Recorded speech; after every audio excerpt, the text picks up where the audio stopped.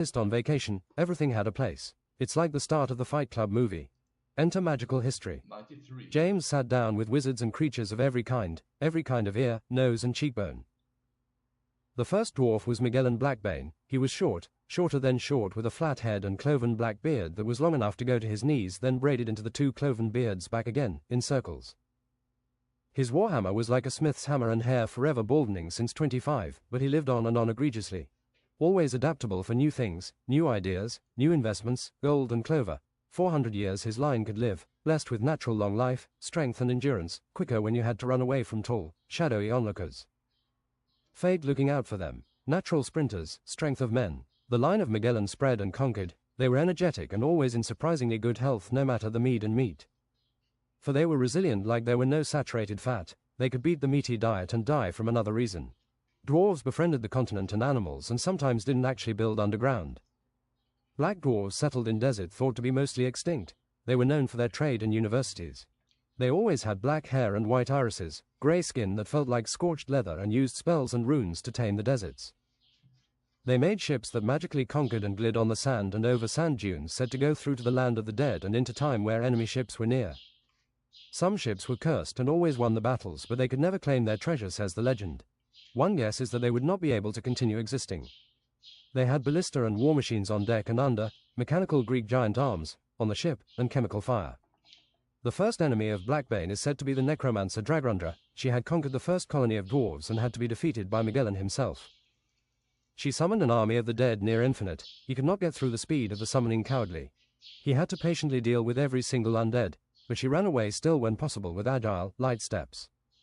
Cornered Dragrundra could only shoot javelins, but the shield of Magellan were thick and round. She had daggers and swords she threw like a ballista. So concerned with godhood, Magellan danced confidently and deflected as many times she could be stubborn +1. In the end she only had her words against Magellan and was smashed into an ingot and sold for 500 quid. Magellan had the patience to make a kingdom and protect it. The children of Magellan were Marcus, Mandrake and Mirthana. It is said you can still see the lineage of Magellan in the potato shape of their noses, speech and obviously longevity. The dwarves mined and delved, masons built cities in mountains and under. Blessed craftsmanship, fletching and smithing. Feytweave May shooting star gleamed in their halls, adamant floor, mithril roof and on the battlefield. Dwarves are friends of rodents like hamsters and mount different beasts rather than horses, so much to choose from. There is said to be new stronger generations of dwarves every few hundred years. If they are not slain in war or sicknesses targeted to dwarves, eventually they will be stronger than elves. Not everyone has been tolerant of dwarves, just like some women have length standards. They have fought to survive and just to be who they are. The second enemy of dwarves were the elves in the first age of dwarves counting. They thought they could capitalize on the dwarves when they were small, easy prey and resourceful plunder. Aggressively and without consciousness the battle's superior elves attacked. The elves had their wild beast bows, but the dwarves had indomitable perfect defense. Some dwarves can be so defense-oriented it's ridiculous, using ingots and formations, turning them into metal beasts plus magical defense. We've never heard the secrets. The battles went back, but not forever. The elves were cocky against the mechanical war machines and defense structures, thought it would not be a problem, thought they could beat it with skill. At the most even point at Fortress Indomitable, a giant tree on an ocean hosting all the military of the elves, dwarf assassins took out every single military leader. The dwarves took back their lands with superior offensive siege in a blur and never lost much more again underground. James as a historian were triggered and ambitious hearing such tales. They might be extinct on Earth, but has anyone else tried Einherjar or another plane? Einherjar is explored enough, said the teacher. There are enemies, but the deserts do not hide dwarves. Keep exploring dungeons or the barbarian history, James the Dungeoneer, said a shrewd classmate top of his class. On the next weekend, James went dungeoneering with Arnaud. They went to the library to find mentions about desert dwarves. An animated magical book said unto them, the last whereabout of the desert dwarves lies in the dungeons of the North Pole of Einherjar, and just because this book is from Solga Docks, I live here, come chat about plants, I love gardening and art, go to the never talked about last icy North Wyvern caverns. They asked his rabbit they had named Spartacus the Undefeated if both could ride. He said, I am concerned with not having enough energy to travel. I need food and it has to be delicious as well. My rabbit friend, you can jump on reserve energy for weeks, but I can find you lettuce fit for a Spartan. You speak to the rabbit. Are you some kind of idiot? A spell expensive, demanding, eccentric, and I don't always clearly hear what they say. You mumble as well. Oh, of course, magic. Arnaud clasped his head ironically and changed cigarette from side to side. They managed after a general store to give the rabbit rye baguette with butter, cheddar and romaine lettuce. They all did. Nom nom nom. I don't love lettuce, it's just what we bunnies eat, nom nom. I feel complete as I eat. Me too, said James. After traveling for 3 hours, they came across an ice mountain with many plateaus. They would have missed the exit of a dungeon, but James noticed Yak Chai the wolf-killer.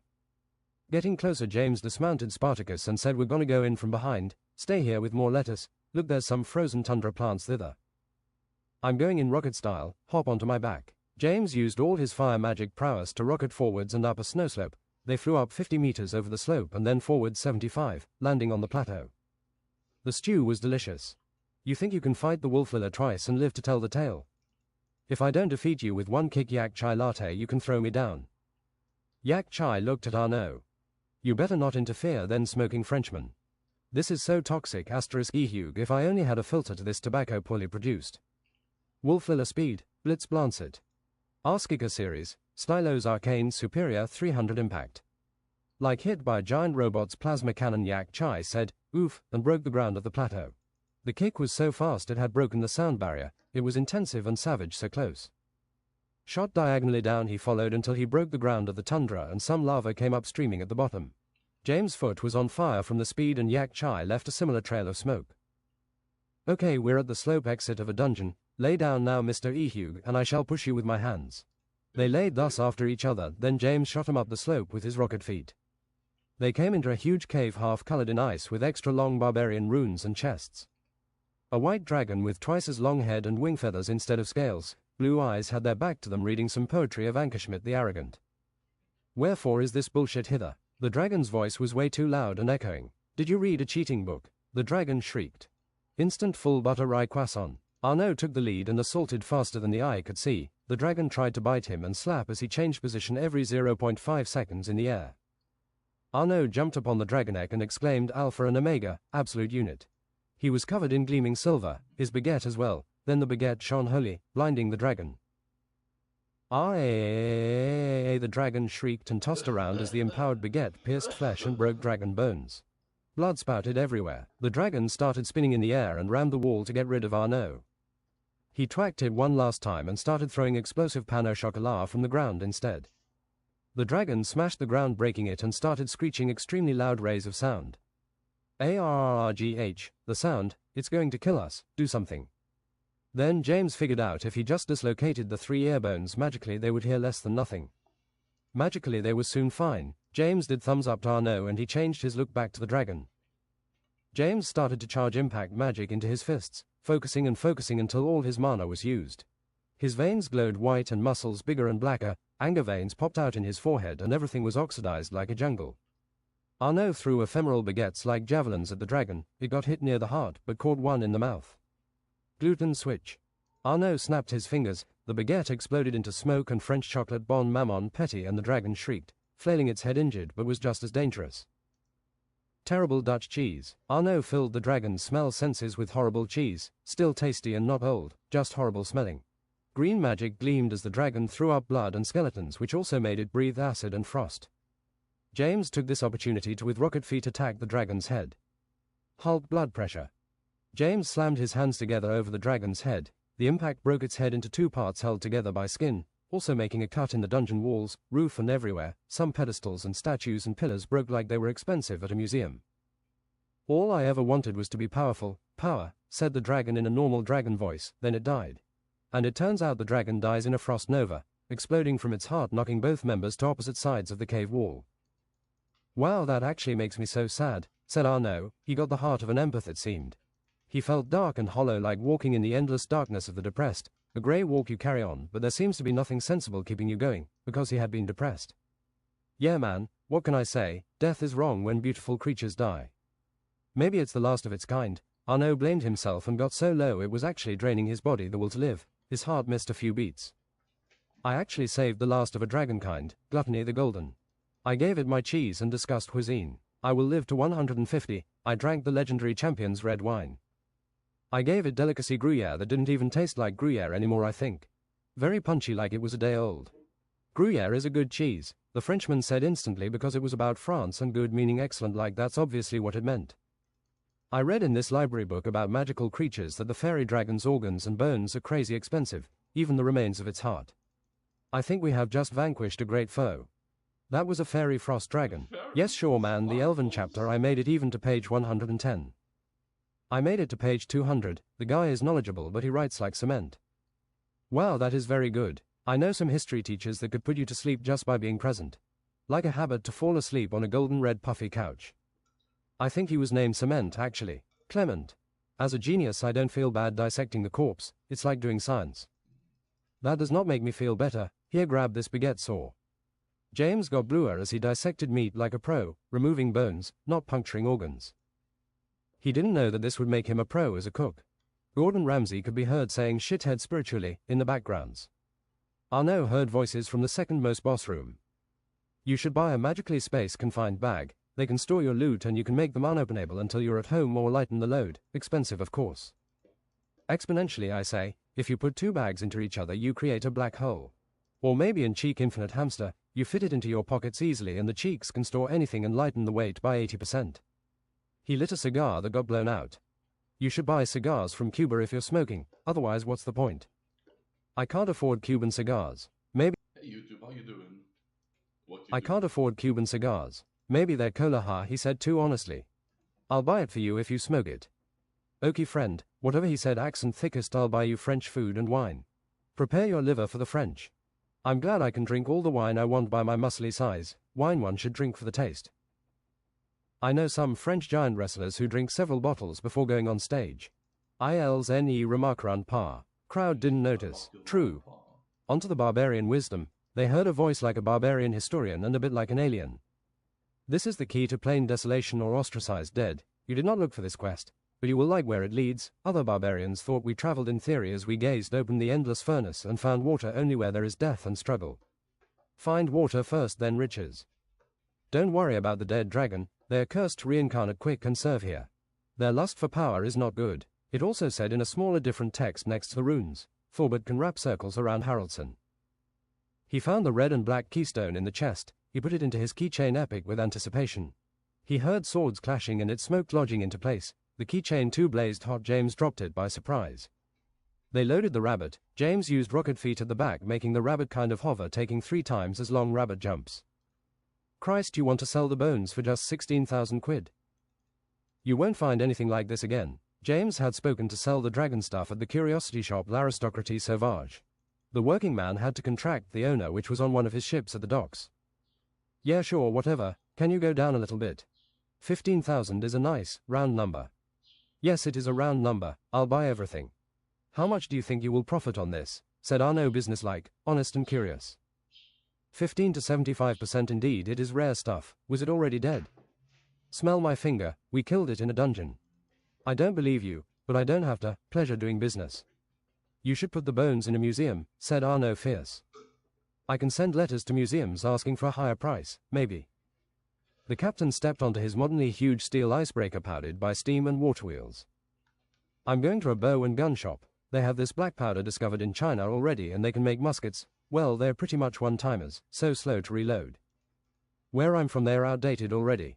What should I buy instead of that? Then he asked competitively. Buy these magically infused bullets of fossil. I have read, in the library again, technology section. I only read magazines really. Arnaud bought a sniper musket with ridiculously huge sight and James Chapter 4 magical black powder pistols. They decided to take 2 courses in water magic first. Indeed, there was rehydration. They could suck the moisture out of living things with beginner magic. Hunger slap was an alternative. They could suck the water out of people's blood like vampires. They could make drinkable salt-free water from nothing or their magical stamina with advanced magic. They could also boil awful water sources, teachers said. Water they brought with them in different energy states. They teleported to the North Pole Wasteland where they could go. Yeah, it was like back in school or something. What the fuck is it called in English? No, energy states. I thought I remembered. They teleported to the North Pole Wasteland where they could go back, then use the keychain. After trying different activation sequences, they tried melting the key and it worked. They had a spiritual experience, chasing energy, being chased by spiritual foxes. Like a shooting star it went through them, not caring like it was not foxes. They traveled so quickly eventually their body felt crushed in the speed, into a vertical barrier of water. Despite being in space, it seemed the barrier came closer. What would happen if they touched it? Was it lethal? They were just travelers. As they touched the vertical water barrier, they sat up in an oasis. Wet to their waists, they gasped for air, wet like jellyfish. They were sitting in a desert oasis. The oasis was 15 meters wide, then went 100 meters, maybe far away. Palm trees perfectly planted 2 on 2 were all the way to the end of the oasis. It was so dry here, ridiculously hard to breathe, and so hot, like even for a desert, it was just cerebral. Hydroselmenic Peba. Arnaud cooled both of them down. It felt especially around their exteriors and on the surface of the skin. The bunny jumped out of the middle of the oasis and bit James in the shoulder. Om nom. Arnaud repeated the water spell. In the end they came to black building of what seemed black brick. They had exited the oasis and fought now in dryness. This heat is making me a sad rabbit. He was suffering. James read from the shop scroll a spell. He's a giant rabbit. James read from the shop scroll a spell icicle rabbit that made the rabbit cool and seemed to make the rabbit open for orders. Well, it seems like I am, well, said Spartacus like a bunny. They came into a well that was just for show. It was parched, and behind them stood a black dwarf. What are ye doing? I have a dumber joke I can put there. Well, what's just like your opinion, man?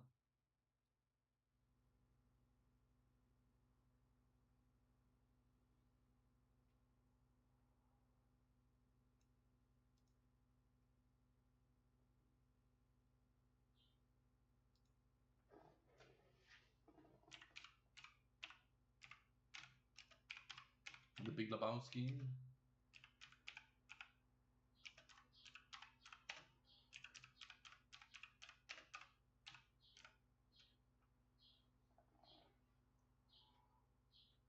What are ye doin' all the way here, travelers? I'm a historian and bodybuilder. I'm on an adventure, said Spartacus. I think it skipped a sentence there, actually. They came into a well that was just for show. It was parched, and behind them stood a black dwarf. What are ye doin' all the way here, travelers? I'm a historian and bodybuilder. I'm on an adventure, said Spartacus. I don't really know, said Arnaud. You look more like a bodybuilder than a historian. What do you catalog? Punches. Here's my first question. What do you do in this blasted heat? You drink alcohol, said the dwarf. Come, I can chat with ye if ye're new. I'm bored selling spicy food anyway. We can buy some of your food. The rabbit reacted to this word and jumped face close to the dwarf, noticed even by people other than James. No, it's terrible. Let's go to this chicken place, Scorched Sunburn. What you really want to do is buy the fried chicken menu. It's expensive though. They went into a building that looked identical to the others but had a wooded sign of a chicken. 25 quid for the fried chicken with, also we have other chicken. It's going to be a nice time, said the dwarf with social intelligence. He said it in the right non-pushing way. Arnaud looked melted in his black suit. You look like melted ice cream in your suit. I am completely numb to the suit. James and the gang sat down mussily. So what do you do here against the heat, asides alcohol? James said comically. Use cooling spells and runes, stay inside, dip your socks and sleeping gear in water, highly recommended. Exteriors are more sensitive to water. Some genius figured out you should summon water elementals. Nasty temper. You can permanently change your body and skin to handle the temperature doing nothing, but it's irreversible and makes you struggle in places that aren't desolation. Lots of dwarves do it here. There are oases through, and some of the best water parks around. Eat the red large flowers that look partly like berries around the oases. You find they have the highest amount of antioxidants and vitamin C of anything we know. Supposed to be healing. Sit in the waters around here like a capybara, drink alcohol. It's one of the things you could do here. Scorching chicken came on small plates with a huge plate of sweet potato chips and some cassava chips. Oh yes, the cholesterol and high blood pressure, said the dwarf eagerly. Don't forget the high blood sugar. Meat is as bad for your blood sugar as sugar. What, are you serious? The dwarf said, upset. There was grilled chicken in tamarind curry, spicy fried chicken, chicken in charred tomato sauce, and dwarven tikka masala chicken. This is some unreal fried chicken, said Arnaud. It's perfect, it blows my mind. I didn't know. You just want to write that sentence, that's why this passage is here. This is some unreal fried chicken, said Arnaud. It's perfect, it blows my mind. I didn't know chicken could taste like this. I'm going to buy just some more for our needy travels, he said in a suspect voice. The other meat is the same kind of quality. It tastes expensive is one way to describe it. Then the other way to describe it would be delicious, succulent, or prizeworthy. The tamarind is perfectly balanced with the curry, I noticed, said the dwarf. It's right there in your face. 50 to 50. The dwarf exclaimed, "There is no way you can travel far on foot here, it's 140 Celsius in the shade and 200 in the sun. The planet doesn't move and the sun is very close. Several times more boiling than your sun on Earth. Paris, oh and Bordeaux when I was a kid. British, right in the now in London." The bunny nibbled at the dwarf elbow. "Argh. Come here, Spartacus, there is fried cassava, technically a vegetable. I'm not used to food being tasty, except for watermelon, Spartacus. What you guys want to ride is one of the sand ships, you see them come over the dunes. I do own one, but it's small and not for strangers. Magical and black powder engine. Well, the black powder we get here, it's stronger and smells like cumin. We have different or better ground elements. Is that bunny cooled down? I guess we will get that question a lot. Yeah, it's that magic where And Jasmine.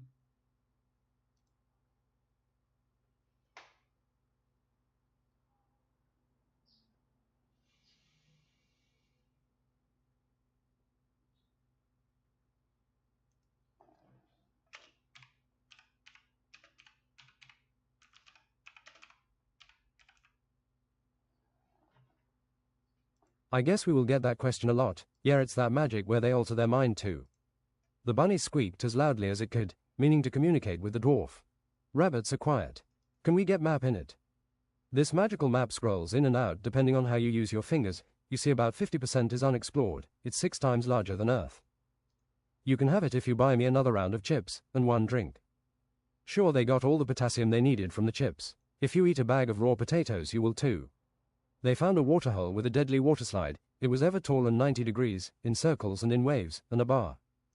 With green things growing at every side, they sat in magical pool rings, eating fried chicken, drinking scorched pomegranate vodka drinks with frosted rims, onyx sunglasses on, the sun scorched but with your limbs in the water it felt good. James went for a pina colada and some strawberries, he thought, using up his antioxidants against the sun. That's what the antioxidants protect us from, in the skin. There was a wizard you could pay to cool you down, sitting in blue and purple robes, tall cone wizard hat bent at the top. Some people turned into icicles and were stored next to each other. They were drinking and floating around, joining pleasure of the senses. It can be hard for thinkers to calm down and enjoy the senses, or the present. The future cannot give you what the present can. Bunny Spartacus floated around. They gave him an air cushion to hang onto if he wanted and a nice-looking hat. Now the green parts of the oasis interested him just like the cassava. Maybe it was time to eat again. "How many people have you killed?" said Assassin. "Ah no. People die too easily. How do you get by? We're doing horrible things, man," he said deeply with the voice of someone sensitive. After floating slowly around, James said, "I'm too good at killing, it's like a sport. Maybe what I'm supposed to do then is protect people with my fighting. Take out a large payment. I think maybe it's not getting used to the bad parts, like it's nothing. Do you feel sad after a death? Feel it. Is something stopping you from hurting someone? Listen to it. A job is not just a job. A job isn't supposed to make you do more moral mistakes. Yeah, then you shouldn't blame the job. Killing splits the soul, more the worse it was worth. I noticed I split my soul, even killing small insects a little bit. It feels like a mini heart attack, a lapse of consciousness. It's delayed when I kill smarter things through. Maybe there's the judgment. Don't kill spiders, they clean up the bugs for you. This is a job where I'm going to die in the wrong, it eats me. Even when I shoo it away it eats me. 10% chance to die on each assassin contract, let's say. Just take contracts on easy people that won't fight back. You know you do have a big brain. I notice people don't say I'm smarter more often than I was a normal IQ child, young and in a blur. I also thought I could always do science like adults, do it early. You were stupid until what, 20? I grow slow but long maybe, at least something is. When I was 13 I had 15 less IQ than now. I don't think people are born with the same IQ their entire life. Look at how stupid children can be. And yeah, people don't say you're smart enough. You're something different for sure. I like hearing it, I feel accomplished, like they know my best self. I think French people can be smart in their culture, just like the poetry, music and lyrics are different, like a sacred plant. You explain nothing, it's very complicated, James said, sounding more like a robot, for some reason, logical and quiet. It's vague grey areas part for part, like women can talk about very shifting specific feeler things. Picking in a brain with lots of options. I'm going to the water slide. Arnaud raised his sunglasses. Narrow and 20 meters high stood a singular luxury waterslide. James sharply took in the view and then with rocket feet sprung down. He felt kind of empowered, like a rocket going down, then he skipped like a stone across the waterhole by the angle and up into a palm tree. Spartacus came excitedly to the stem. The huge palm tree was like a green couch.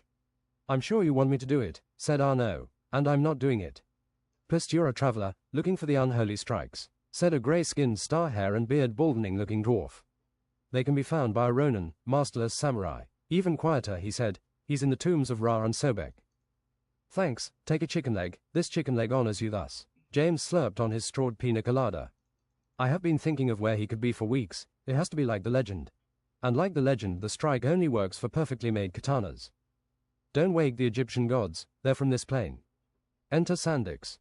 They go like buses, well not that often maybe, said the captain. James found a drunk captain ready to go all the way to the tombs. He was cheaper but said he magically runs the ship as well when drunk. He seemed like a man brought down by things others told him. Just a man, just unable in the ways of everyone else.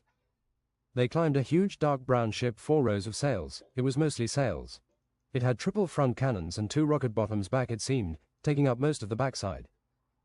They had a nice room with balcony up at the 5th floor back. The stairs were easy vertical 30 steps built into the ship. Cheap 15 quid for traveling. The captain seemed surprised someone paid him and corrected his sailor's hat. He fired up the engine, blew flare back. It seemed as easy as splitting the seas. Up and down it went through sand dunes, some 50 meters high. James imagined a beautiful starry sky. In the bottom deck you will find manual cycles. It's a pretty good idea, right?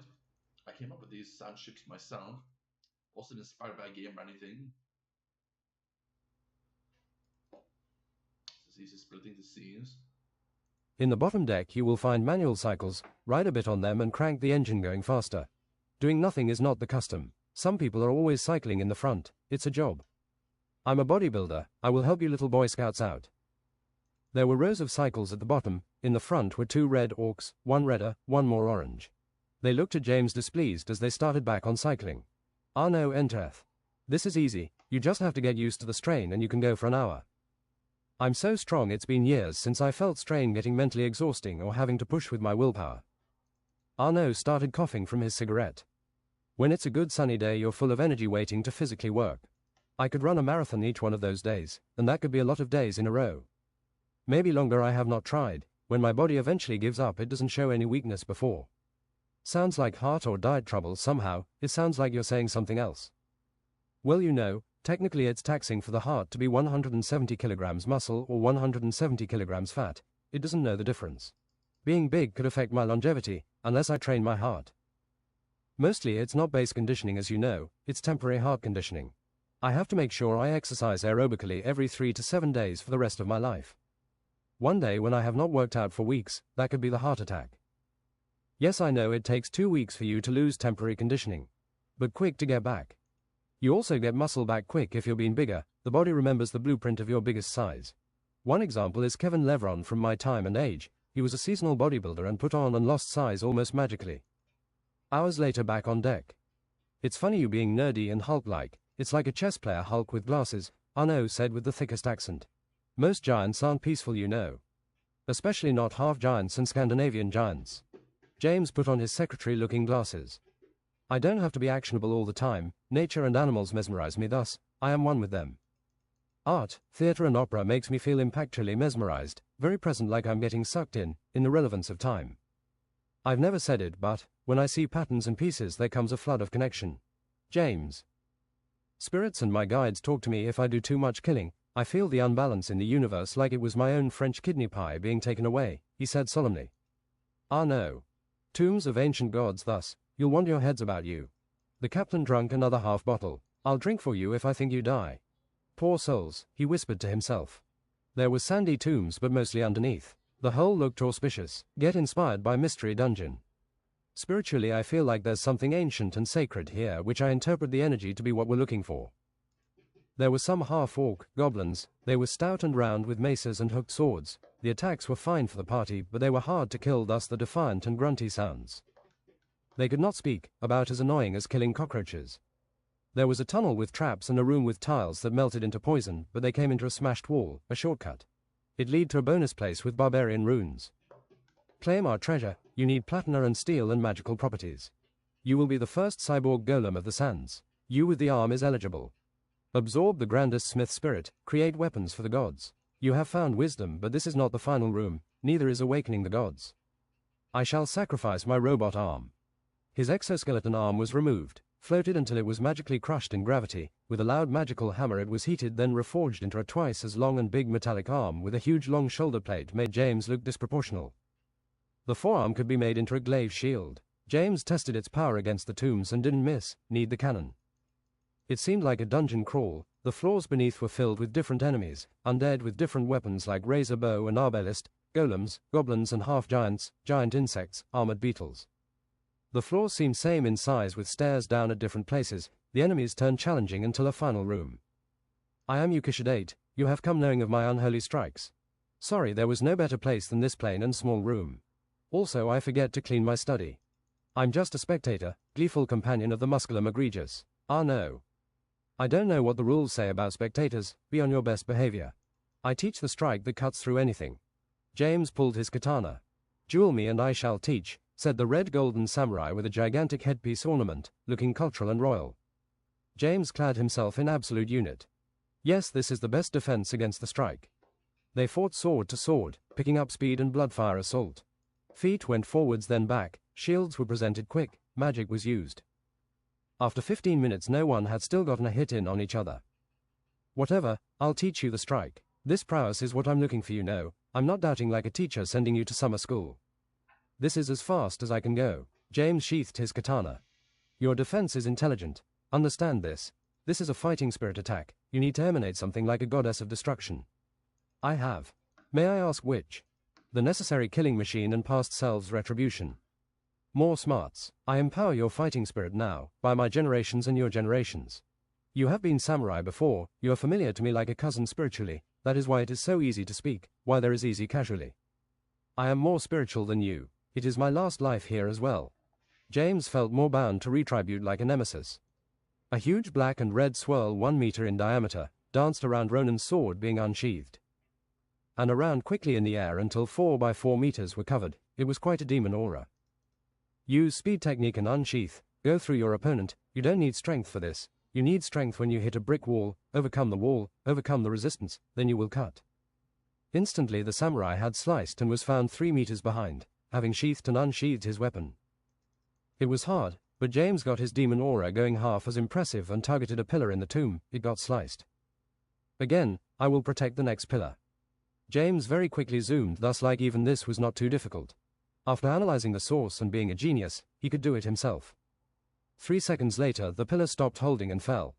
The man understands. Now he can cut. My stamina, I need some chocolate. As far as we know there is nothing that can withstand it, steel or spirit. You have become retribution, nemesis samurai. Going back on sand dunes sturdy. Are you seeing what I'm seeing? They saw a light green ship like an alien laser beam plowing across the sand, up and down like driven by the most expensive Yamaha motorboat engine. It shone like the most natural insect given night luminescence. Its sails were grand grey looking like grey duvet, some black and gold polished segments flickered dimensionally in view, like there were 4D chess. The ships aligned and stopped like a head pressed against a poisoned pike. You dare linger around the immortal dead, said a crowned dead pirate looking with golden stringed watches, massive light green shadowy 2-handed sword. The king swung and James unholstered. Nemesis unholy strike speed technique. James blocked his slash. It is Peacemaker, Oathkeeper the Avenged. My name is James. It is both. You can kill me even as a spirit. I happily do not risk this fight. What makes you angry? Who are you? How can the dead be immortal? Everyone has a spiritual name as well. Come aboard, Slayer. He gesticulated with a dead hand. They went into the captain's quarters. There were so many riches here. Golden tea set, soup spoon and cookie stall. Freaky dead crew members with pink, black and golden aprons poured a flagon of wine down the captain's. Alright, but let's listen to some more music, I think, before we go for the next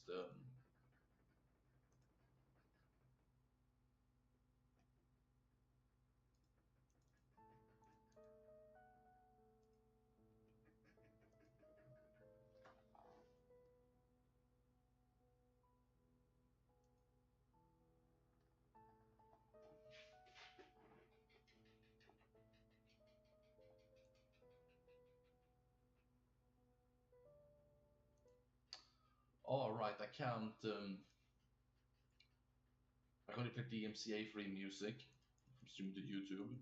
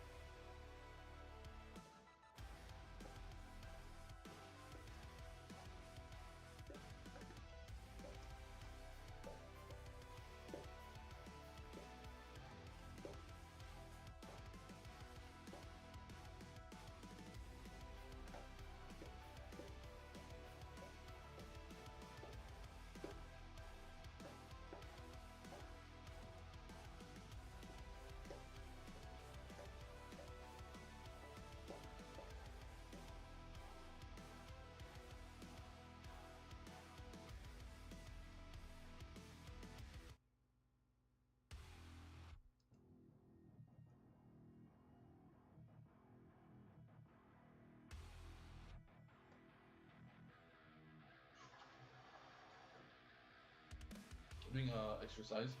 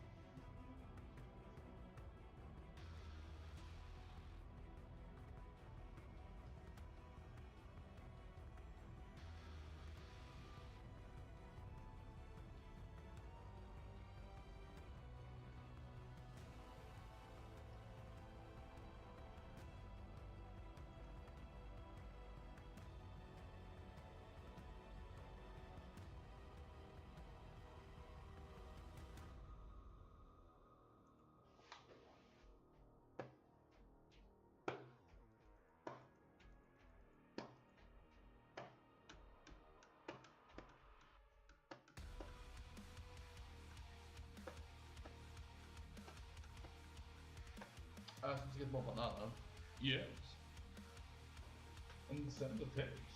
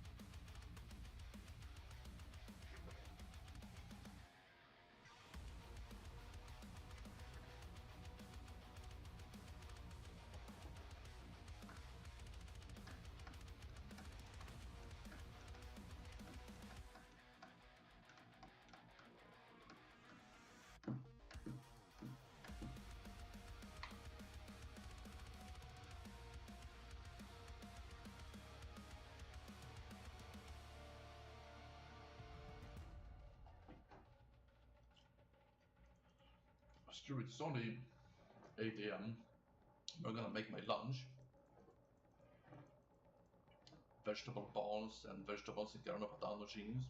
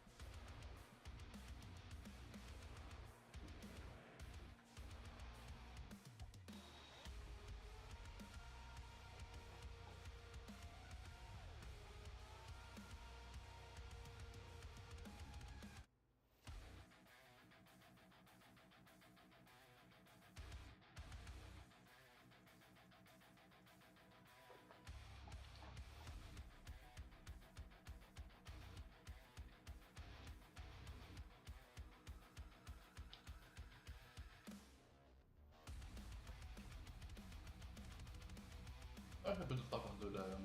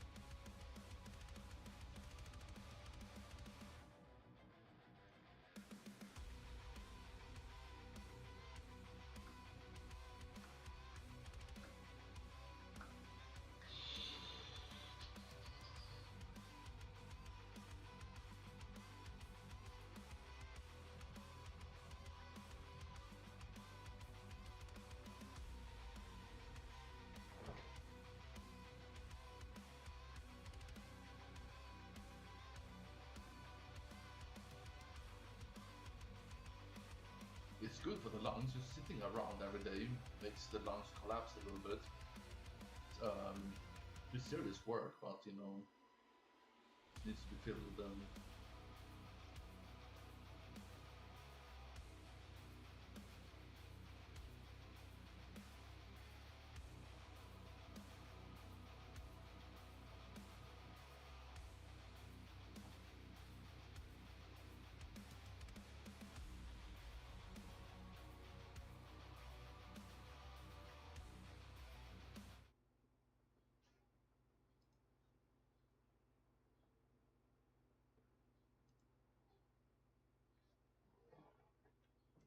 They went into the captain's quarters. There were so many riches here: golden tea set, soup spoon and cookie store.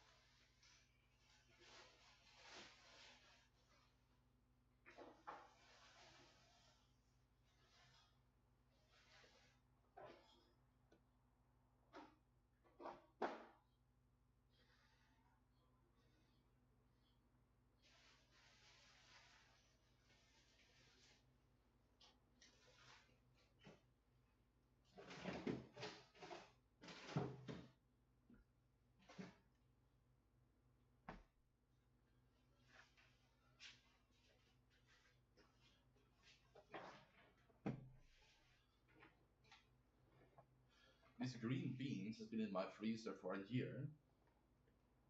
Jag ska dit den. They went into the captain's quarters. There were so many riches here: golden tea set, soup spoon and cookie stall.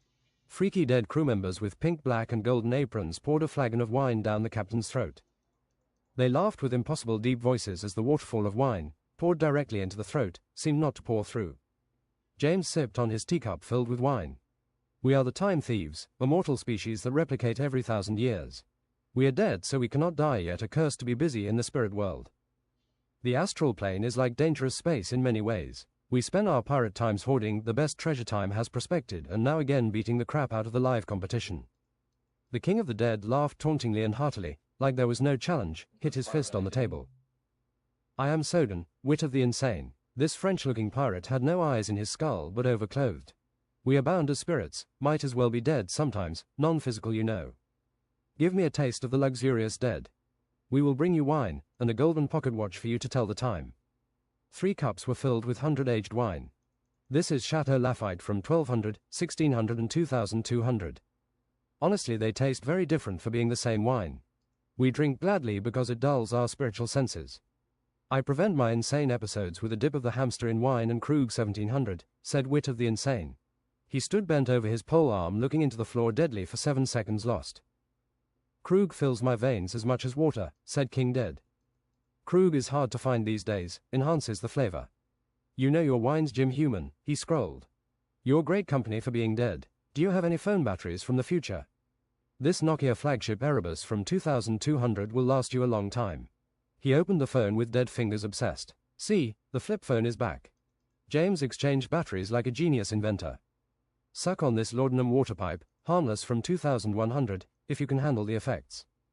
James sucked down the misty pink haze and felt dead, disillusional, floating on the sea.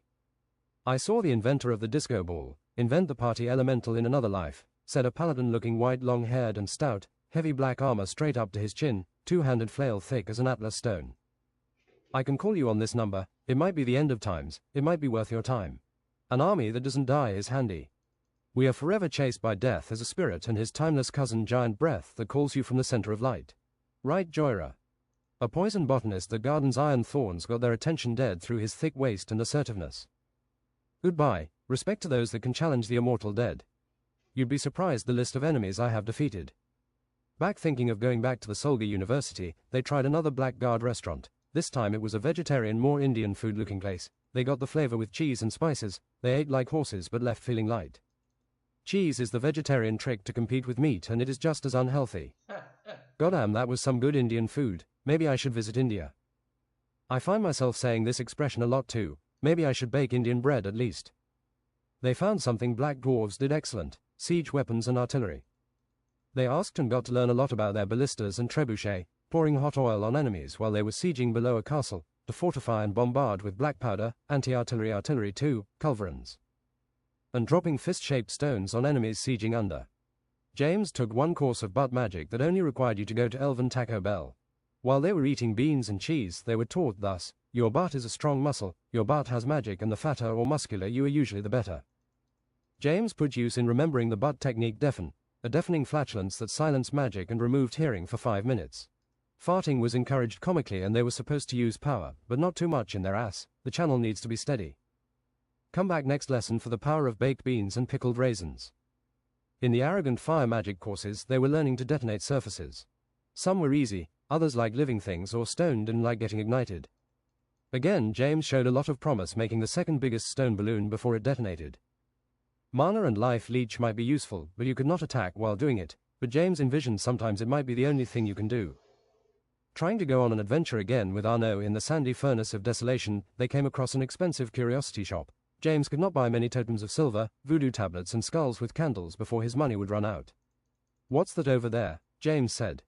It's a key you put into your keychain. It was black and smoking, looked like a pillar of agonizing victims. Do you know where it leads, stranger? No, these planes get stranger wherever we go, needless to say. I won't come here again, and you won't ever see it again. 4,000 quid to tickle your mind. I'll buy it from you if you decrease the price a little bit. Who do you think is going to buy it for 4,000? Do you know what this cost me? The bent-over man talked like a mystic victim of great adventures. Do you know what it cost me to get out? Bending forwards, magic stopped hiding scars and a completely white, dead eye. No, but I'll emphasize. 3,000 quid then, you better buy it. Done deal in it. What is unknown and worth so much? Don't throw it all away, proclaimed Arnaud, eager to speak about his economic French mistakes. We'll see. Activating the key, they fell through the floor and entered in what seemed a rabbit roll of strange furniture and animals and abstract paintings, but he wanted to follow it through and make it logical. Falling, eventually things sped up and it got hotter and brighter, so fast it was agonizing. There were lava streams on the sides and a bright light started emanating from inside them. Just when they thought the fire would tear apart and kill, they exited on a hellscape. Where did we go? Said Spartacus. They were on a lava floating, but mostly black rock in a black hellscape, smoky red horizon with no sun. It smelled burnt and of sulfur. Did we go to hell? No, why would hell be a plane? They found a party next to a giant French-looking giant gate, or castle looking next to a bridge. Ah, a new recruit, said a hero looking blonde with golden armor, hair and double chin. Welcome to hell, the lowest level of the elevator. We can't get out, can we? No, well, really, as long as you have a keychain and you're not dead, you can teleport out here at the gates of limbo. Here are the men that knew no justice nor righteousness, they had no mercy and cowardly in adversary, he continued. There's religion and hell. What's the bloody right religion then? Arnaud said, losing his previous conceptions. They don't tell you. You're supposed to live religiously as a disciple and stop your wicked ways. That's the safest best, I think, that holds up. Because further down in the 9 circles of hell it takes a lot to get to. Another party member, an elf with a wild beast bow, stag horns, white blank eyes and a belt of daggers, said, We are not omnipotent. The best judge for your sins is your own consciousness and heart. If you do not think things you've done are so bad, they're not maybe. Wickedness gets you a long way here, not being lesbian or owning the wrong sacred cup. The hero continued, Did you not know? Heaven and hell is at war again for the last time. All planes will be affected as good wins over evil. Hopefully, Satan is cleverly coming up with ways to influence heaven and hide many abysmal weapons, mythical and forgotten. We are going to raid hell at this time, swipe the contraptions, riches and weapons, make our own powerful reign on Einhanger. An elven priest conservative with battle robes. There is supposed to be more ways for redemption here, although the test not obvious, you're only supposed to be punished so far. Eternal hell is not for every soul. The spirit of a tortured soul appeared white, shorter and gleaming. She's right, you know, this is a corrupted place. Maybe I have a chance to return, reincarnated with memory swept. I hope I don't sin again. Death appeared with hollow hood and scythe and 26-inch grey arms.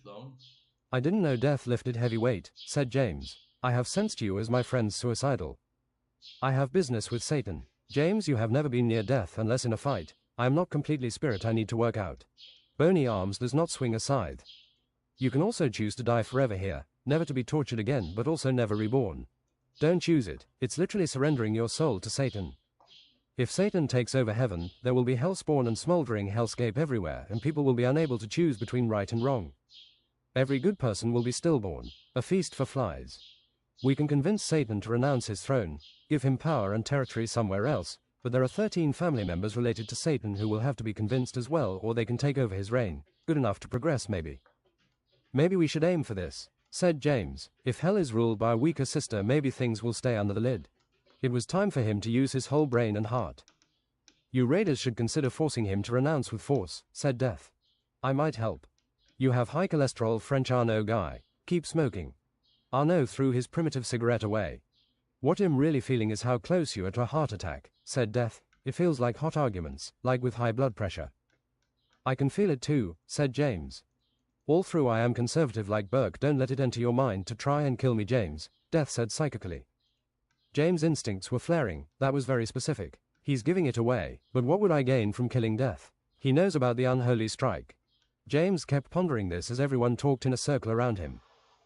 The hero continued, all food in hell is at least 5,000 Scoville, tastier things might turn into ash in your mouth, the coffee is burnt even for Italians, there's only variants of chili as a spice, thus there are baths but the water is boiling. Satan appeared as a 4 meters red spiked demon, but darker as a black spirit. Communicating like a telephone. What are you lot doing here? He said unintelligently. Your gambit with heaven will lose everything to us, said the hero, brave indeed. You can't descend past the fallen angel yet breach our castle at the edge of the abyss. Nice tricks of the mind, Satan, said James. It's true, you are chanceless against me as well. Find your place on my corrupted court instead, go all the way in sin. Believe in yourself, not God or religion. Sin 1,000 times, come to hell a legend. James realized now Satan was an ENTP personality type, a real devil's advocate. What is buried may never surface. Satan disappeared in a black swirl. The elf priest said, "Here in Limbo, the first circle, you can find lots of petty things taken too far, in arguments, bad decisions after lovers leave, suicides, and good people making some bad decisions." "I feel tired, hungry, hot and thirsty," said Spartacus. "You're always hungry and thirsty in hell," said the hero. "If you have muscle or fat, they will wither. Everything is on a timer for the living." James said, "I know what can break a castle siege, Black Dwarf artillery. I'll be back double quick." "I'm not going to sit around waiting. I'll join you," said Arno, deciding intelligently in the moment. James came back stocked on food and drink and mana potions.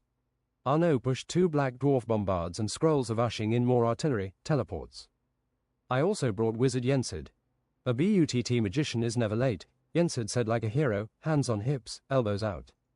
"I'll slow my metabolism down to stop withering." I thought it would be cool if he had dressed in purple infinite robes. But it's not like a RuneScape wizard. "I'll slow my metabolism down to stop withering." The party entered the gate and over a 100-meter bridge, true river of fire, around to a giant courtroom. Inside stood a 7-meter giant blind with vertical slits for nose and eyes, gavel in his left hand and sword in the other. Grey and cut flesh, he had smouldering wings. Court session in order. A poor soul stood next to a podium in the middle. Imps were laughing disassociated and pale souls and ghosts sat in the rising seats. "Please, I never did anything illegal for my company. I just needed to keep the company alive. So many people depended on me, mortgages, salaries. I do not have eyes, but it allows me to smell your lie. You did illegal laundering for years, paying taxes when you could afford it. You killed Christina Stewart, pushed her into the rails of a train so she would not uncover your smelly corporation." "Fourth circle of hell," he said ultimately. "What do we have here? A party of alive sinners. I am Ouroboros, the judge into hell. Pray I don't smell your lie." "We." 2 murderers here and 2 glutton, Arno and James. Ouroboros took a long pause, then said surprisingly nice. "Killing people is seriously bad, guys. Who are you to decide if someone lives or dies? Remember not to be cold-hearted. This going to go wrong for you sooner or later. I don't mind waiting. Yes, I will go easy on you as you're alive. Gluttony isn't really the bad unless you deny someone food often or unless you take it into extreme fat and pigsty directions. Bodybuilders are the second biggest gluttons. Did you really think you needed 10.000 calories per day? Look where I got for my sins. I thought I was in the final lap of winning, running away from everything the fastest. I didn't know my savory lies could only take me so far. I know yours through intuition, Ouroboros. If you work in hell, it must be punishment enough," said James conversationally. "There is still alcohol and haggis pie for my services," he said abruptly. "Look, Ouroboros, we want to enter hell alive and cause havoc, abrupt Satan, benefiting heaven. I remember heaven. Maybe I can still visit my family someday. My burnt wings are that of a fallen angel, but you want to enter hell willingly. Seriously, hilarious. I will grant you passage thus. I try to get people into hell, you know, anyway, and I'll keep the gates open if you return. If you're alive, you can choose to help souls absolve their sins or punish them. They all lie, but be a good judge. You can't put the wrong man into eternal hell. Here we see the value of true regret. Obviously don't fake regret, understand what you have done, feel the victim's emotion." They went until the elevator of hell, always late and got to floors randomly, gets stuck to fool you and you feel extra awful if you fear elevators. Magically it got wider for the whole party and opened glass windows so they could see souls agonizing. There's so many people here. Into the circle of greed and religious misuse. Priestess, here lies those that did everything wrong and then said in the name of God. In fear, hate and negative religion. 4 generations of crusaders lie here, toiling in work and hate. They died for nothing. Christianity didn't do anything holy in those lands, nor were their sins actually vanquished by the artifacts and priests.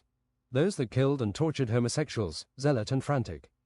It was the kings who wrote in the Bible not to love a man, not Jesus. God acknowledges almost every animal species have gay thoughts and urges. Funny how it doesn't produce any children through. End my misery here, said a faint soul and body, and take my amulets of gold. I seek it no longer. Another said similarly, I earned maximum dollar slowly poisoning my city, my people. I look the other way and thus the blood money I cannot spend. You will spend it better. I think God Janus, god of wealth, will trick us. Don't accept any offerings of gold. They came to a boiling gold pit with paths. Here are those who cannot resist shining gold even in hell, who are nothing without capital and power. They will be lost and fall in again. James breathed frost over the gold pit and cut himself some gold ingots. Here's treasure 101. Anyone want an ingot? James, said Arno, we should carry more on the way back. The Hellspawn fight with golden weapons here, said Priestess. Benefits of working on this plane. They saw a red goblin man pour molten gold into the throat of a man, torturing him. He fell on the ground sideways and sounded like an ingot, immovable. Poor soul, Seth Priestess. This was one of the greediest religious French men. He absolved sins based on their income, worked to make the Church of France rich, making it materialistic. The goblinman with hooves spoke evil, but true enough. He played powerful like a politician and made laws unreligious. His power grew for power. The poorest simple man can have the most righteous soul. Spartacus went to try and comfort the soul, but he didn't move. They had to cross a swamp that was mostly black and boiling. Boiling arms reached and grabbed them with the force of obsession. Some skeletal and black skeletons. In the middle of the swamp was rocks with veins of flowing gold poured 15 meters high. Gold flowing like blood, I shall return. James. Here the greedy and powerful sit at the top, but with the sinners at the bottom, said Arnaud. It's still the same. Our extra hairy smaller Minotaur pondered the swamp, golden armor, pristine jagged sword and silver nosering. A guard you wouldn't want to encounter. James swished with speed technique, fought quickly, parried 3 blows in a row and then cut the Minotaur from kidney to shoulder, with his blade. The bull sounded like a demon and went down evil and maybe a hint of privilege. This is full gold armor, thanks Circle of Greed, let's keep this. James. I'll make this look good. Arnaud put on the oversized gear and made his black suit more open. At the end of the swamp the ground flickered red. The dead and boiling came up the swamp, agonizing and slow. They obeyed attack. Security Chief Esam, not necessarily the streamer, has been alerted of your presence. A hooved human goat with pitchfork, miner's beard, skinny but large belly and curve-horned 3 laps stood and worried with an extra large underbite. You really think you can attack hell? There are standards here, bylaws, you have cut me in for the share at least. He spoke with a lightweight nerd voice sounding foreign. How much? Said James. 40% to betray Satan, I'm on his good side. Beguiling and awful. No way, said James. A red gem on his pitchfork emanated red mist as the dead flew like projectiles unto James. Corpse explosion. The bodies exploded splattering blood and liver, kidneys. James had protected himself in elemental spirit, the blood shaman. At least it wasn't horse explosion, said Arnaud. James slashed and executed strikes wise, but the pitchfork could have been made of diamond. James did Stylo's arcane martial arts, kicks, chops, combos and thundering knees, breaking his defense intelligently. James made a 5-inch punch to knock him.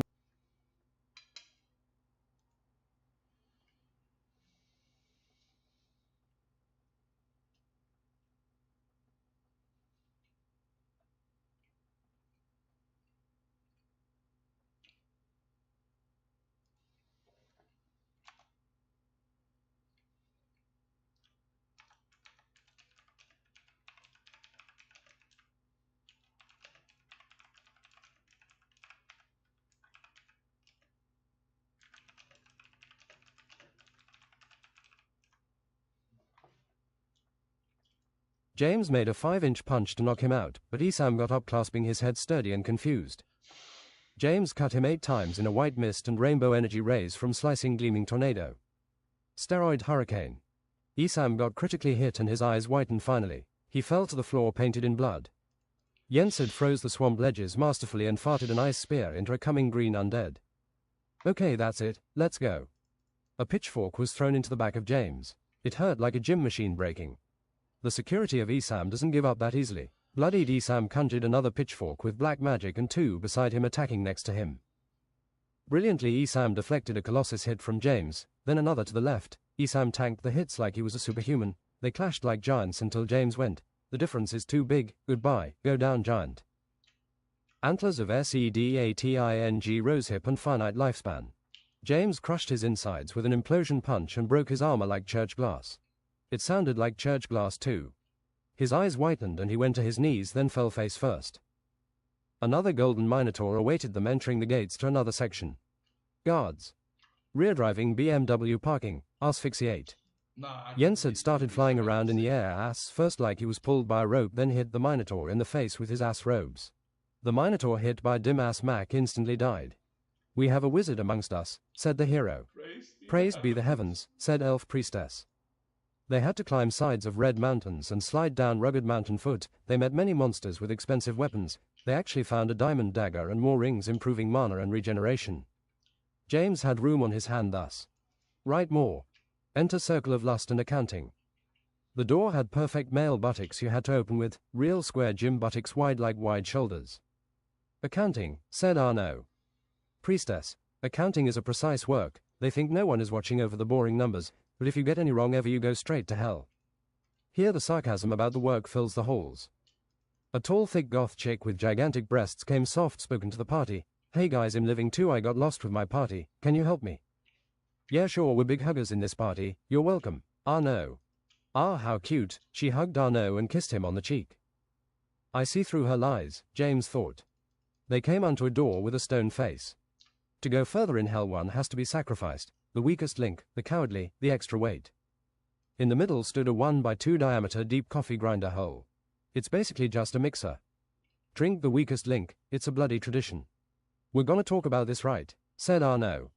James took the goth chick, walked confidently and threw her head first into the grinder like the lightest javelin. The mixer spun quick, making Italian and high-speed sounds. It's obvious, she's a mirage of the circle of lust, said James. Otherwise she would not be interested in us. The grinder seemed to hit bone and made some crunching noises, struggling, speeding up to max afterwards. James, I don't think she was a mirage. Priestess. Oh well, what's another sacrifice, said Arnaud. Her black high heels flew and hit Arnaud in the face, knocking him to the floor. The group carried on more casually. A real goth wouldn't mind getting turned into coffee. The grinder raised a bit above the ground and tried adding milk and cream. Damn, said the hole in the wall, we're out of milk again. Some of the party, including James, drank the goth cappuccino to restore vitality. It tasted like sugary depression. Stoneface said, here we see the chamber of cheating, one of the most common regrets they say. Cheating done for no reason, with handsome celebrities, for money or revenge. For those that waited a short time or forever. Here's one of Satan hell favorites, those that proclaim to love their wife then plow their goat, cross-eyed. They ought to try a succubus. When looking at women, men can consider almost anyone, so it's completely up to the thinking part of the brain to stop you. Your first foe is the hamster of harbingers. A cute white hamster with a fluffy fat mane stood small and innocent around the entry. What are we waiting for? Said the hero and approached cleverly. Write more about the hamster. Whoosh asterisk, the hamster flew through the air, biting 100 times under his shirt and blew air into his skull bone until his head exploded. The daggered elf came blazing secondly, reflecting magically and putting up impact shields. Like a gunshot, the hamster shot through the shields and without anyone having time to react decapitated the elf. It's a killer hamster. Power word, vacuum cleaner. Yensid created a suction and the hamster flew up struggling into Yensid's butthole. They came upon the plains of harking grief and pointless suffering where there were many prisoners. Priestess, here lies a cheater known in the history books. She kept cheating voracious for years, undermining his husband's trust. When he found out, she divorced him and took his money he had worked on all his life as a millionaire. He tried suiciding but it didn't work. He is handicapped and a monster thus. Help me, I'm innocent here. I shall see your judgment fit, said the priestess and imprinted her shoe size in her face slowly, resting on her staff. Her body seemed weak and dissolving a bit. Help us. James heard a voice through the wall, surprisingly with his sharp unaltered hearing. He punches thus, like there never has been any steroids. 5 armored giant battle rabbits unsealed thus, about 5 meters long, 3 meters tall like the polar. We're raiding hell, come out in it. I'm Bloodmonger the Unclean. Bloody Mary. Undying Chest Day Gregor. Unreal Battlemame Undertow Jr. Brick Hellforge. There were also alive prisoners and many beasts. They kept smashing through Hellclay. We've been sealed away here and forgotten, too dangerous for hell and earth. You won't regret releasing me from this beastly campaign. How can I assist thee? It was a black belt robed kung fu man with goatee and twirly moustaches.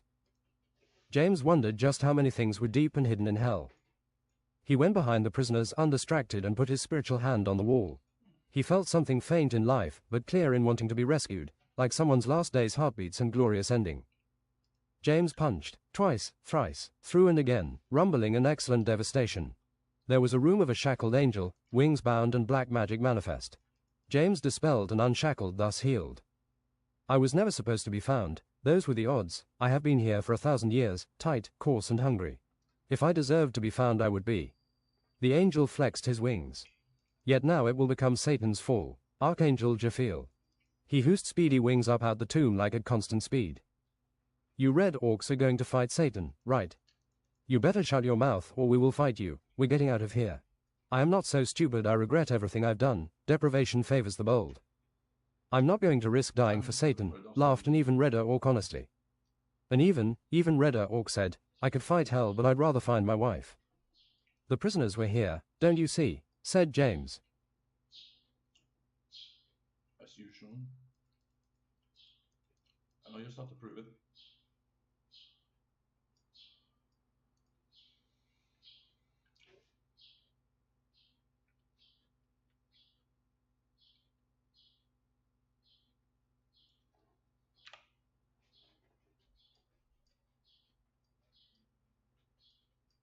I think I can't figure out what you're doing and how to counter it.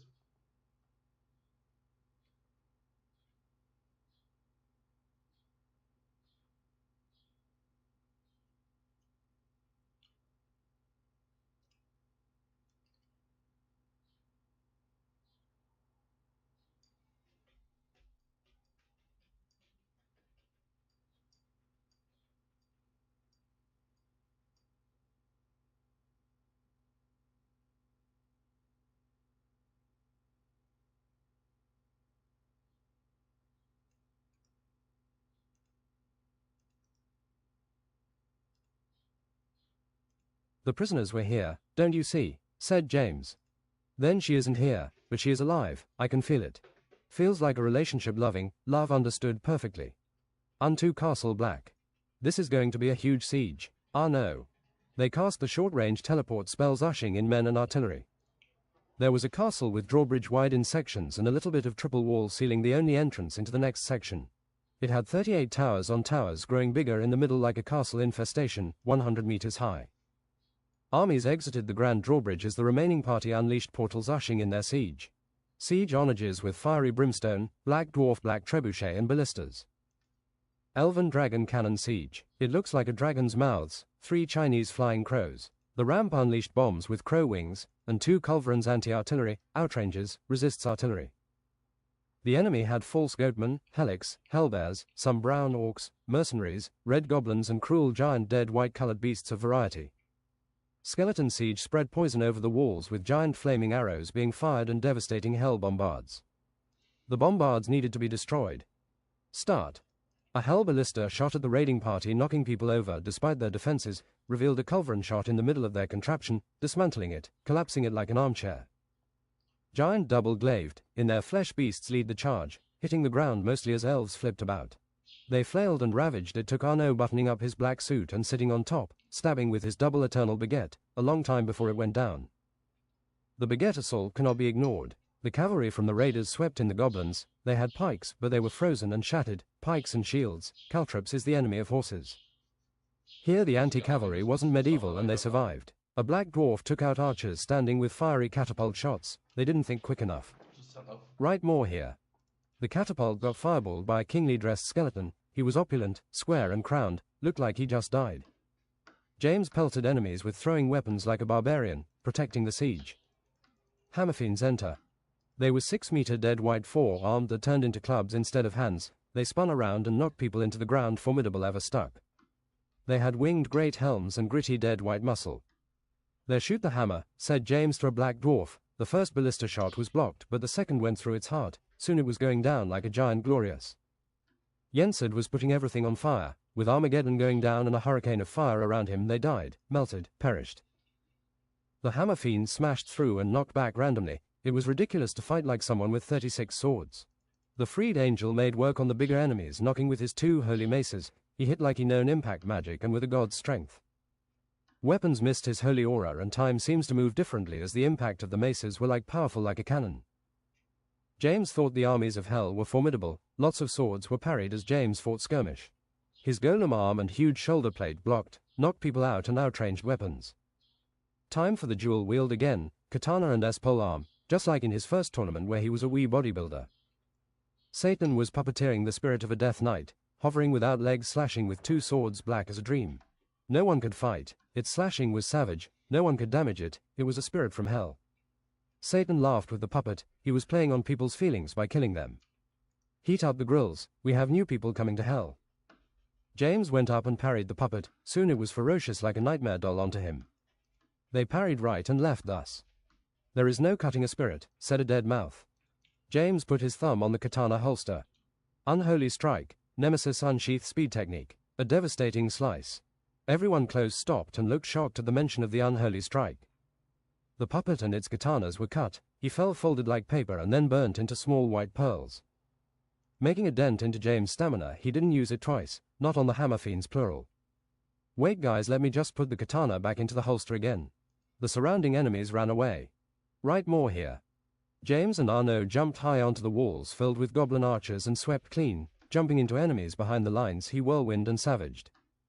There's the chains to the drawbridge, he cut them, and the gate mechanism, he broke it so the gate would remain open. Yensid had managed to sneak behind enemy lines pretending to be an albatross salesman. What flavor? There's no bloody flavor in it, he said to a goblin as he carried on. He carefully put his ass cheeks to a tower bent over also filled with strategic enemies and said, Fart reverb, 1,000 baked beans. The flatulence grew and shrunk, exploding and imploding, taking larger pieces of the tower with it each growth. The tower fell slowly. They are winning the ground battle, close the gate. It's bloody stuck. Watch your panties. An orc smashed the foundation making a rubble gate, there was plenty of castle. Just then the tower to the right went down. Barge in gentlemen, said a raider, move the siege. The flying crows were devastating explosives, aimed at the walls and behind there was no counter. They had to count the casualties and jump from the center. There are such things as perfect weapons in combat. A succubus and a leather female raider were fighting, kicking obscenely. They both got high heels in their eyes. Same time too. 3 humongous hammer fiends exited a corridor, it felt like fighting cheating again. Yensid clenched his butt muscles again and again until inhumane power was stored after 3 minutes. His ass entered a holy state and a humming noise was heard piercing similar to transcendence. He still had the hamster as ammunition, he wasn't going to keep it, the movie effects would be slow motion and black and white as Yensid shot the hamster out of his ass like a railgun and critically pierced the 3 hammer fiends, going diagonally through the sides of their bodies. They fell slowly, giantly, arm above and back first and forwards. There was so much power being exerted, it was like the shot of man. The raiders cheered ready to steal. Arnaud drank a potion of ridiculous sports, the French would do better, and his baguette formed into a longer baseball bat shape. With speed and godly power, thus he went from enemy to enemy, knocking him out and far away in home runs. The smack asterisk and distance was something to cheer, we felt as a sports fan. From above you could see enemies being knocked away, but you could maybe not source it to Arnaud. When facing bigger enemies he hit them in the knees. He came upon the baddest hammer fiend and smashed his kneecap like a French wineglass. Then the fiend got hit in the eye by a ballista. Arnaud smashed the fiend's skull like he was aiming to win a series with steroids, but it still got up tough and dumb and started spinning. James powered up his fire fingers for plasma. An undead figured out what he was doing and proclaimed, fire resistance, expert fire immunity. James threw one of his bombs, removing 40% and whatever afro hair the undead still had.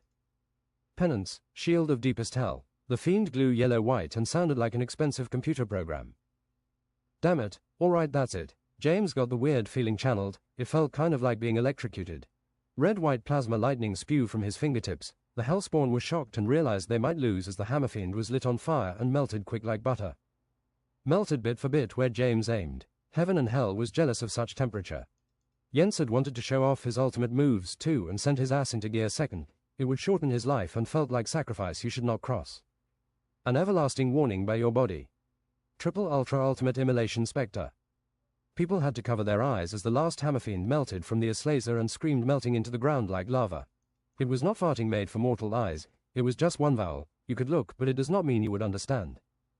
Wow, that was fart displacement, said James. Retreat deeper into the castle, were breached. Red orc. As an emergency gate dropped from above, the castle was reinforced by spells and visible shields. They regrouped and could not go any further. Use the siege, bellowed a raider. 2 trebuchets loaded with magical ammunition 60 seconds later swung giant. Slowly it traveled in the air, hungry until it smashed through, above the gate, then exploded everything in blue nitroglycerin. Revealed, Satan has summoned another spirit. Satan used the power of Baron Samedi, sooty and black. He had a terrible couch-looking suit and top hat with a snake. He sat upon a giant coffin with member of Silver Souls. Don't go into the soul coffin, you will die and never be reincarnated. Raider. Come, into my coffin. Samedi created an incredible suction, drawing everyone off their feet and towards. Closest was Demolition Man Black Mark. No, Mark, I won't let you go, said a half-blind assassin from the high heels. She threw herself in and melted into soul smoke and became one with the Silver Souls. Aha, let me crank and restart my coffin of endless circus. James came threatening, running, ready to strike Nemesis proud. Samedi cut him with whirlwind fate spikes designed to nail your soul to the floor. It was expected to stop him, but James powered through the pain hero-like. Enjoy the view, said Satan, laughing as the spirit went up in smoke, turned into pollution. You need another user of the Nemesis Unholy Unsheath, said a powerful-sounding voice, wise and legendary. There, chained all 4 limbs in different positions on a spinning black stone wheel nailed, was God Nemesis. Revealed in Siege, she had souls burning from candles, sword and dagger impaled and cut 1,000 times, some wounds a decimeter long. There was no blood anymore. I am God Nemesis, release me and I will raid thus. To release me you will be judged, take your bow and blow. James went brave forth and unnailed her limbs. I shall heal you with healing magic, help me team. I am a god, I will not die from this, or later. She held a sword symmetrical red and black now, the guard went down and protected her hand at 6 fancy instances. It looked like a Nemesis kind of sword. A third red eye opened in her forehead and she judged James thus. You are perfect, James, in the eye of justice and revenge, she said unexpectedly. You are conscious with ease of the world unfair and how you would receive and deal justice. You have purged yourself for no one watching. You seem to be someone like myself. Obviously I will not maim and languish. One should live like we will be judged in the end, learn for an eternal life and with deep hate retribute. James. Casually James then said, I think religion can really help a step with this. Very interesting. She had a massive black ponytail, egg face, tall, very wide-shouldered and muscular, arms and shoulders bouldery, large as her head. Crispy black-grey skin and red eyes. Huge six-pack. I am not just as blind, I am just colorblind. They spent some time regenerating her wounds, her spirit grew as her aura. Satan will make no more black spirits, she intends to cut. As a god, don't you have to respect Satan and his role? Ah no. Spitefully she said, no, I don't have to, my reign is not limited much like other gods like that. Her large lips were grey 6-cornered stone. As you spit spite, I want to kiss your 6-cornered grey lips, Arnaud Frenchly charmed. I kiss my fans. Smaller Arnaud got kissed long and grey while their heads did not align. They fought little until they came upon a grey courtyard surrounded by deeper castle. A giant ultra-muscular humanoid-looking vulture stood arching on one leg. It had bodybuilder arms instead of wings. It was a real bodybuilder. To trade blows and fight it was like fighting a giant. It bit Arnaud and slapped James. Many clung and fought the vulture at once, but it was until it started doing lightning impact magic they were really in trouble. James charged his impact fist going forward. The vulture met James. Look, we're gonna have to end the stream here on Kick. We always come to YouTube instead.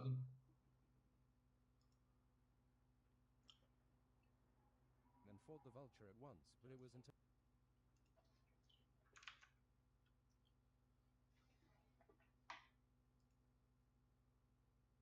I can just actually I don't have to defend myself against this.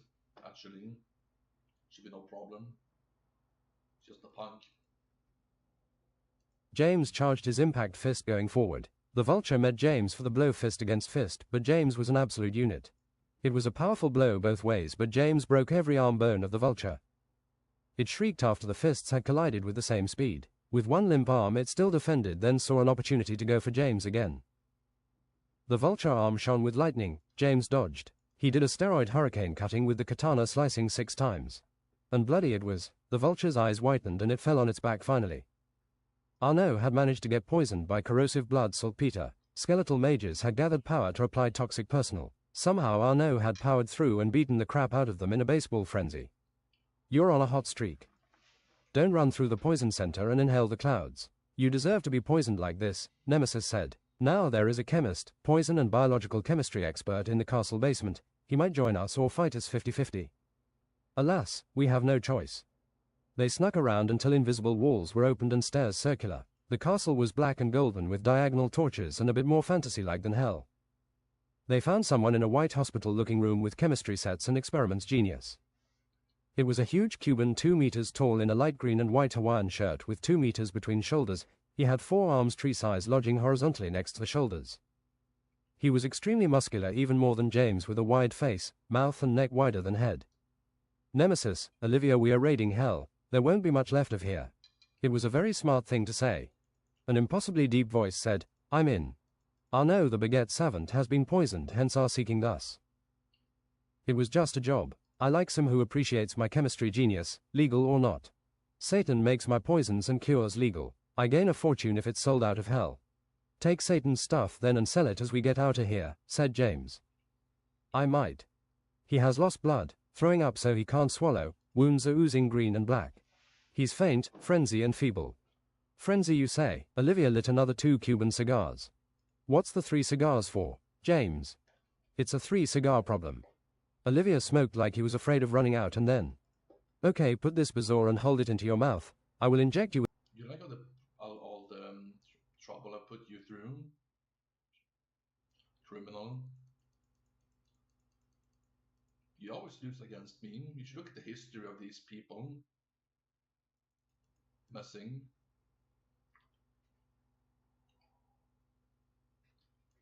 Okay, put this bazaar and hold it into your mouth. I will inject you with antidote 7 pathways and finally we need something acidic to be traded into his very alkaline body. Milk will do. He went and got some milk. He spoke like a scientist and an expert, but also like a meat-headed bodybuilder who learned this to increase his pump. His speaking expertly was menacing just like he was sounding like threatening you. It was curious. Yeah, no, I'm not gonna stop the kick stream. Just to defend myself. Instead, I forgot that... His speaking expertly was menacing just like he was sounding like threatening you. It was curious indeed how all this fitted into his brain. It was deep like an autistic musician could fit into. 10 minutes later. You can thank me by remembering my chemistry. There is only one like me. I think he needs a cigar. Olivia brutally put a cigar into his mouth. Why do you have 4 arms, said James. I am a genetical top 1% Cuban Jim human. Me too, said James. Top 1%. They were silent looking at each other, James a head taller but Olivia wider. They helped Olivia stack and stash important equipment, expensive chemicals and Cuban cigars. Looks like he has had 2 wooden boxes in the back rooms each with 250 boxes of Cuban cigars each. Imported flavor EEH. James. This joke wasn't funny with him. Right about fights bonus Lords of Hell. Enter castle courtyard, again. Fat armies of dead white beasts with black 2-handed spiked maces, 3 meters tall, they stood hard to kill. Nemesis had a shield that seemed to reflect and heal damage. Her slices were sure and her temperament worrying for doctors. Maybe she ought to try some goji berries. Nothing touched Nemesis, she took their heads like an invincible plague. Something similar could be said for the Angel. The Angel had some ground speed using his wings and fought like he hadn't been weakened or imprisoned. New demons spawned hulky and ugly crawling up on the walls and up the bridges. They used every weapon and seemed intelligent and evil. There's a hidden tech in hell, said a raider. They had a winged fat imp shooting bombs with advanced technology. That's the wings of Leonardo da Vinci. Red, white and grey metallic feathers makes you hover through, not fly. James jumped up 4 meters behind him and carried the imp to the ground with his weight. Then Olivia grabbed him and killed him with 1 punch. Smash. James put on the wings and they obeyed smartly. Nemesis cut through the last of the horde with an unholy strike. One of the unholy strikes requires wings, said Nemesis seriously. No wonder only one has ever known all of them, Arno said in the distance. As long as I have magical stamina I can use fire, rocket, feet, drains my stamina fairly like swimming. Symphony of a Dying Star is the unholy strike of the airborne. You gather enough speed and distance to become something else, something floating seemingly spiritually in unimaginable speed, maybe because the spiritual can't keep up and becomes a blur. When you reach speeds you thought were impossible for a 3rd time, and a certain song being played by mental cruelty can be heard in the faint distance, their fates will change. When you know you know. Aim and hit your targets and destruction will be unleashed like eternal stars colliding in the destruction of everything physical and spiritual. I will remember all of this. I have a mind and presence for combat like an animal. Upward James went with fire feet for targets and practice. I got to practice mana limits for this so I can break the speeds. Mr. Olivia grabbed a grey dead obesity and jumped instantly 15 meters into the air. He landed on the beast's head backwards and it exploded like C4. I'm going to do some magic I'm not used to, Seth Yensid. On a white dead demon, Wednesday transform. The demon turned into a frog. Put it into a cannon. James picked it up. I wee lad, a black dwarf agreed. They shot the frog into a darkness elemental, just an explosion of guts and blood. It shifted through darkness and the void, but blind it got cut by Nemesis from behind savagely. James thought in the air an impact punch is just a punch. If I defy gravity and speed and punch moving my arm while flying, I need to keep it straight. James flew in a circle up and down gathering speed with G-forces silly to calculate. The fattest 8-meter dead white mace demon knew he was tough, futile were their punches. Why would these enemies be any different? With God halls granting epic music James came down devastating both fists forward. Arnaud felt too like singing as the destruction of the fattest was the fastest. James slammed down like a lord of space and speed. There was no getting up and there was nothing left. This was not the unholy strike through. From debris and fleeing enemies, James exclaimed, "Look, I kept my arms straight, getting there." Olivia was the only one that understood. You can keep your arm down and fist to the side of your shoulder too, your arms won't have to move, just stay still with velocity. Then I have to tank the impact with my arm, like resisting steel. Shoulder tendons are weak, the shoulder isn't straightly melted upon my spine. You're still tanking the same thing with your arms straight. Triceps. Satan's head popped up to mock. Mock not, there is no castle. Nemesis. You think what I have in the depths of the circles is pink chewing gum? Be disheartened, be gloomy. I have all your loved ones and the fate of a realm at my mercy. Do you think I can hurt you like this? Said Nemesis. Satan's head popped off in smoke as Nemesis tried to cut Nemesis. Great-grandfather Shelby, proclaimed James. I will not fight with you, I am useless of fighting at this level anyway. He looked well dressed in black-grey armless suit, stripes with handkerchief and golden watch, grey cap and shining grey shoes. Wait, you're in hell, James realized secondly. How did you get here? I am guard over the potions and ammunitions room, I come from Circle 2 actually. I find it hard to believe you did anything to deserve hell.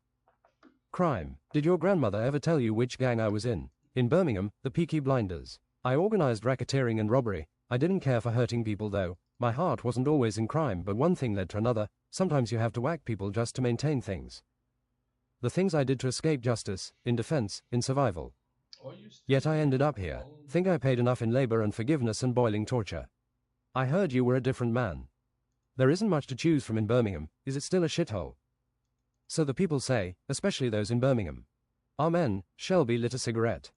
Nice to meet you again. Most of the time I was just a child buzzing about exciting things. You meant a lot to me. Everything seemed to be going right. Until my passing. Too much whiskey, no sleep and excitement combined with an old heart. Alcohol as a poison can kill you even now when combined with the wrong things. If you have low cholesterol, you tend to survive a heart attack. I did the bloody things right, but now Satan won't let me leave, only lets a few people off randomly for show it seems.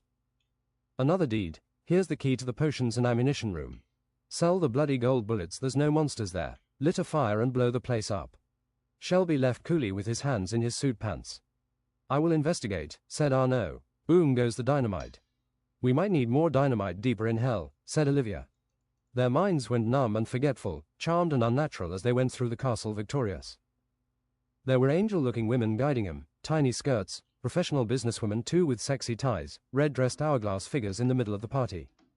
It felt so light following him back into the castle, the hooves clacked like horses on the stone. Hooves.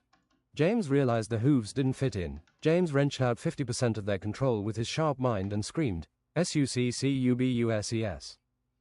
He slammed his pommel into the ground, knocking everyone off their feet. He figured out to also splash everyone with water magic circular. No, we're virgins, said a soft voice luring again. Jens had pulled up a sheet of ice so they wouldn't charm off the nearby cliff. Be gone, thought. One raider still tried to kiss, but then got his tongue cut off, one dagger down his mouth and one in his throat. He was dying, but he managed to hit a succubus with his frying pan so hard she turned unconscious. The other succubus got the idea and started firing fire waves from their palms. I can't help I'm horned and hoofed, I'm beautiful. James and Nemesis did such tornadoes of katanas. Succubuses were flying like chicks in the sky, the succubus fled still firing. One pink succubus held her surrendering hands high. I actually want out of here, please, but Satan won't let me on procedures outside of hell anymore. She had curly horns of 2 laps, mostly naked, tattooed and decorated upper body with many large piercings of large glamour. Her legs really looked like a horse's. I will take this opportunity to go. Say that again, Nemesis echoed, turned psychic with her red third eye. I want out of here. She's telling the truth, but we can still handle one succubus anyway. Look at these sinners, said Succubus Sabrina. They chose lust where they should have chosen reason, and now they are always ugly, cannot intercourse and tormented. They will still ever chase, not ever fetch the stick. I won't mislead you into a trap, but here is the key to Satan's personal pantry, delicacies best of the world, indulgence in the best drink, food and smoke. Collected for himself and replenished where he can. She held a golden key with hollow triangle and a portkey of crystal clear ocean, water and waves splashed around a tiny beach. I shall turn this key and prospect. James. Follow me. Enter rooms of 1,000,000 shelves of frosted artifacts containing fates. The portkey doesn't unlock anything unless you're right proper lost, cannot be found, under 10,000 kilos of weight, but you can still move at walking speed. They finally got the end of the room, into an opulent gold and black corridor, and then into a large kitchen and pantry, one huge table in a room besides. I help the few who need the pantry, she said mischievously. There's Ouroboros haggis pie and spirit, said Arnaud competitively. I dare you to eat the haggis, James. Succubus Sabrina helped them serve and explain. You guys are super powerful, right? We're getting out. She had her instincts to languish and maim but calmed them. I can two unholy strikes and flex stalwart, indomitable, James. I have beaten every large animal with a baguette. Arnaud. I am the best god for action and ploy, Nemesis. There was beer sausage from Germany and Hungary named crispy jalapeno, chili sundae, Westerbottom cheese, chili cheese, small strings of 95% beef, horse sausage with truffle, boar and juniper berry. German hunter sausage, wild mix, and black garlic. There were small kegs of the most expensive French wine, Chateau Mouton, Margaux and Montrachet. Irish whiskey, Ashford Castle and Estate. This whiskey tastes like burning oak, said Arnaud. Let me try. They passed it around, happy to spoil someone evil like that. This wine isn't surly, it tastes like expensive juice, James. This is why I like red wine, drank like she had an eternal liver. Nemesis. 10,000 euro sake. They coughed, burned and felt elevated woodily around the table. Unpoison me Yensid, so I can thus drink more. Look, a rare 50% alcohol beer. Poison ivy. Raider. With the sausage they paired Wizard's Misspelling, University Exam Edition. You only live once, Heartstopper gluten-free and Indian Cobra, royalty keg. Satan appeared larger and more demon than a spirit. Esam will come and flush you out. I will not show myself and fall for this. Great stuff. Have any more? Said James mouthful. I would like a whole salted salmon. You will pay for this. Satan pointed a shadowy finger to the pink succubus. James realized his mistake and threw himself in front of Sabrina. Satan sent a black orb with a hurricane of darkness. The orb tortured James and was hard holding onto. He held on weakening until Satan puffed into dust at Nemesis unholstering her sword. No one has done something nice for me, they never do, said Sabrina sulky. You were born here, implored Arnaud, mind blank like a canvas. Succubus are born demons in hell, fairly evil punished between beguiling behex. She opened a cabinet with cigars and pipes. There was spiteful snakeweed, lethal lavaland leaf and gourdweed vintage. They distributed pipes and smoke. This will replenish your mana, said Sabrina, mostly catching Yensid's ear. Huffing and puffing silence. I don't fully get this spiteful snakeweed, I want some more through. Blue Mountain, the best cigars in the world, made by elves without manners. Raider. Feels like I'm pulling down roast beef in my lungs. James. This coffee tastes like expensive chocolate and Brazil nuts. Angel. Let's try every coffee. James. I have time, I will make the time. Raider. James and Succubus sat on a royal green and gold laying couch and relaxed. James stretched and skinny Succubus sat like a princess on his meaty legs. She pulled up into a fetal position mostly on James' chest. He hugged her and they healed each other in silence. This coffee is almost as aromatic as perfume. It's basically clawing out of the mug. Raiders. That tastes too burnt for me. Raiders. If you just focus on the burnt, you're not gonna like Italian coffee. Raiders. I'm going to put some bourbon in my bourbon coffee. Raiders. Satan had some seriously smelly cheeses. Spanish hard cheese, Gouda and black Swedish monk's cheese. I bet those Swedish monks commit a lot of sins for their cheese. James felt truly happy as he tried every cheese. Free exquisite cheese, thus he tried haggis with sprinkling cheese. Earthy flavors can be pristine. They have baguette, Arnaud, said James like he whispered a secret language. I don't like just baguettes, exquisite cheese tastes more expensive on baguettes. Give me some eggs, procured ham, or beef patties. Beef doesn't taste that much. How do you solve this problem culinary, Arnaud? It still has its place, it's unique. Arnaud hoped this would be enough explanation. Most of them skip the vodka, bourbon and high-spirited drinks. The Cuban taste is the flavors of the sea. In a kitchen I feel like a mother, don't tell anyone.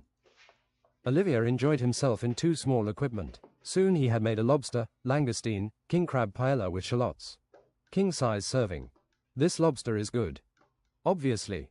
Try it with some blue cheese. EHUEG, Arnaud.